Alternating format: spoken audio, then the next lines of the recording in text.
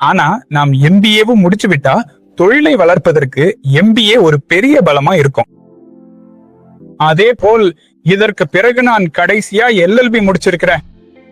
இந்த எல்எல்பியின் நன்மையை பார்த்தா எல்எல்பிக்கும் பொறியியலுக்கும் எந்த சம்பந்தமும் இல்லைன்னு தோன்றும். ஆனா எல்எல்பி முடிச்சா நாம் ஒரு நடுவராக பணியாற்ற முடியும். நீதிமன்றம் நம்மை இதற்காக நியமிக்கும்.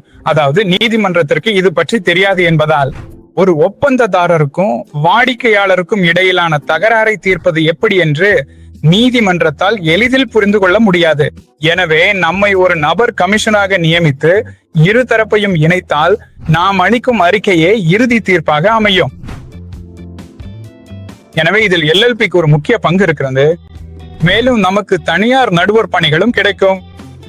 அதனால் நாம் எல்எல்பி முடித்த பிறகு அதன் முதுகலை படிப்பிலும் கவனம் செலுத்தலாம். எனவே இத வேலைக்காக மட்டுமின்றி சும்மா படித்தாலும் நமக்கு நிறைய நன்மைகள் கிடைக்கும். பிறகு இந்த வாஸ்து விஷயங்கள் உள்ளன. நான் வாஸ்துவில் அவ்வளவு நிபுணர் இல்லை என்றாலும் அதிலும் நான் டிப்ளமா முடிச்சிருக்கேன். ஏனென்றால் வாஸ்து தெரியாதவர்கள் நம்மிடம் விவாதிக்க கூடும்.